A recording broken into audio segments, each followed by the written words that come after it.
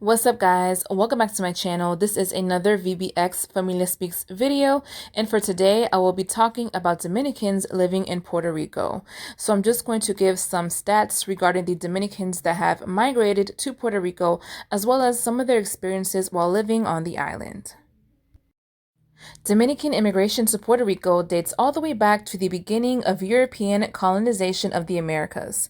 Immigrants have moved from the territory of the Dominican Republic to its eastern neighbor, Puerto Rico, and vice versa for centuries. As of 2010, there were 68,000 Dominicans living in Puerto Rico, making up 1.8% of the Puerto Rican population. Dominicans have displaced Cubans as the leading foreign-born population group and are now the largest and most visible ethnic minority on the island. 75% of the migrants live in San Juan, where a bustling Dominican community has emerged. San Juan now has the second largest number of migrant Dominicans after New York City.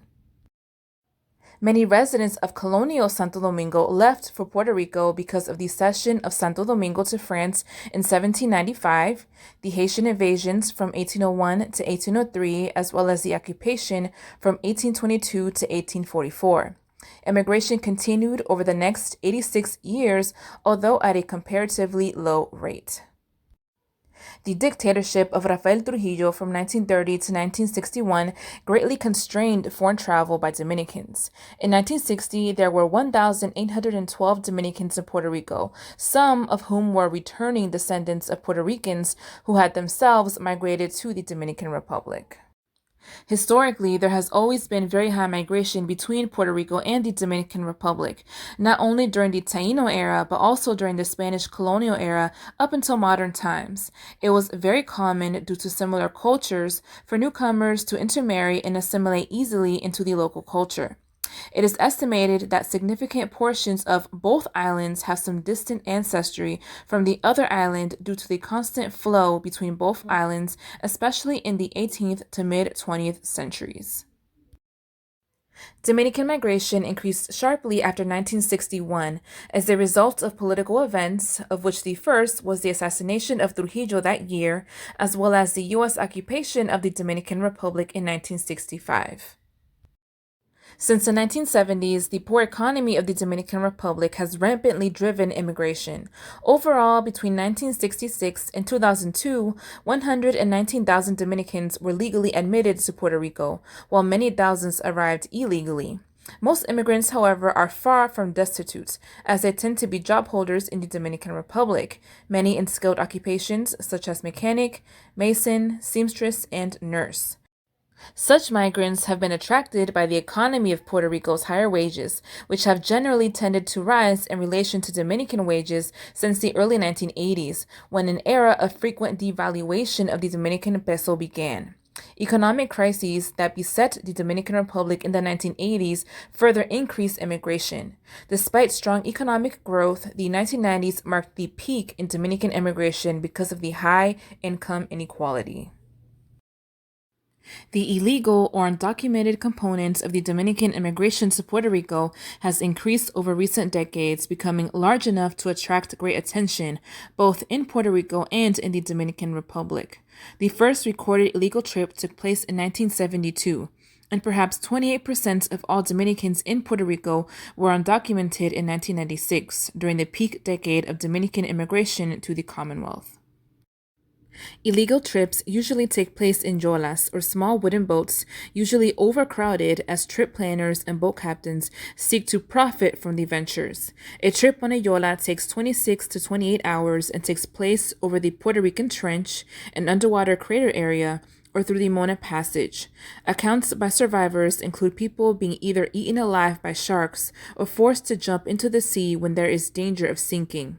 Others tell of seeing their loved ones left behind to drown after a heavy wave has overturned one of the yolas, and many others tell of corpses left on board. Travelers sometimes die of starvation or dehydration, since the yolas can get lost out at sea for days, and many have no type of navigation equipment on board to steer them in the right direction.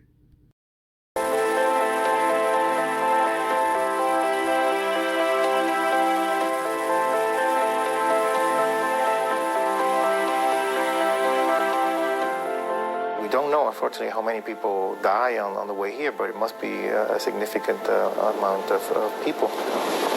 They hit a reef, and that's when the boats start opening up and start getting water.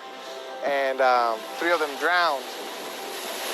They come here to suffer more than in the Dominican Republic. That's the truth. That is the truth. Each year, Dominicans risk their lives by entering into the U.S. territory of Puerto Rico illegally. They travel 90 miles through the treacherous waters of the Mona Passage to escape extreme poverty in their homeland. The Dominican Republic, Santo Domingo, my country, in this moment it is in crisis, and it has been that way for a long time.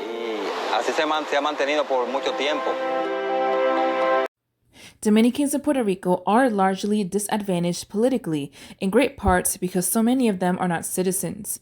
They are also disadvantaged economically and possess on average much lower levels of education than the mainstream of Puerto Ricans on the island. This is in great contrast to their situation in the 1970s, when Dominican immigrants were considered to be privileged and an elite, as a large percentage of Dominican immigrants were professionals and managers. The present characteristics have made them easy victims for ethnic discrimination, and they are often targets of prejudice and racism as well. Economically, Dominicans contribute mostly as service workers, operators, laborers, and craftspeople, and they are well represented as small business owners. Dominicans are employed in all occupations and industrial sectors.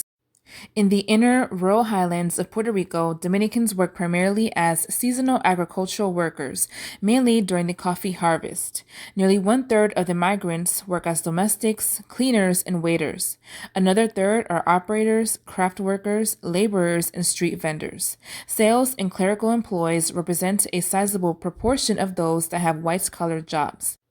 Many Dominicans in Puerto Rico have also attained prominence and fame as entertainers, including musicians, singers, actors, and presenters. As the number of Dominicans in Puerto Rico has grown, they have increasingly become the victims of racism and xenophobia. Numerous studies have documented the increasing hostility towards Dominican immigrants on the island and its effects on their public image. At the root is what some regional sociologists have described as the white bias. This causes Dominicans to be perceived in Puerto Rico in a very similar manner to the way Haitians are viewed in the Dominican Republic, and ultimately how Puerto Ricans themselves are viewed in the United States. Puerto Ricans tend to typecast Dominicans as being darker-skinned than themselves and emphasize their African-influenced facial features and hair texture. Hence, Dominicans in Puerto Rico, like the darker-skinned Haitians in their own country, end up experiencing the intense stigmatization, stereotyping, prejudice, discrimination, low social ranking, and exclusion to which people of African origin have long been subjected to in that country and elsewhere.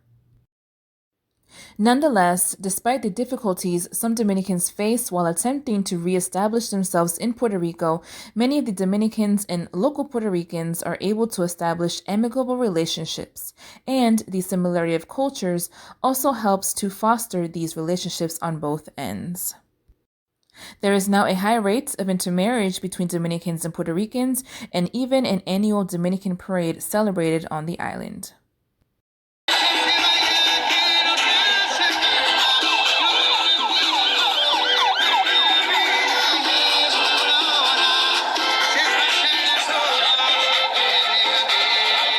Celebrando la unidad, la parada dominicana en Puerto Rico, la unidad entre puertorriqueños y dominicanos, la unidad caribeña. Contamos con una serie de figuras importantes de Puerto Rico, de República Dominicana, que están con nosotros en el día de hoy, y nos sentimos muy agradecidos de ese respaldo que ha habido del pueblo puertorriqueño, que se ha volcado hoy aquí en la avenida Ponce de León. Pues estamos muy entusiasmados, bien alegres, están pasando muchas cosas con la comunidad inmigrante en Puerto Rico, pero la parada en particular nos trae una alegría inmensa, porque es como que la conciliación de todo lo que ocurre durante el año, que se celebra, que se manifiesta a través de esta actividad. Aquí se juntan todos, los músicos, los cantantes, los profesionales, la gente, como uno le llama, el trabajador dominicano, que se la pasa todo el año trabajando duro y fuerte, y viene aquí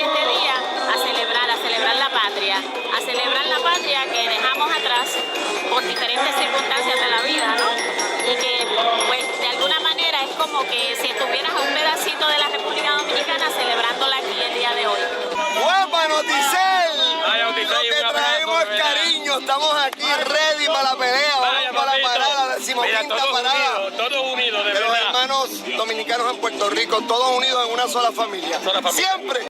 And that concludes this video, guys. I hope that you all enjoyed it, and I'll see you all on the next one.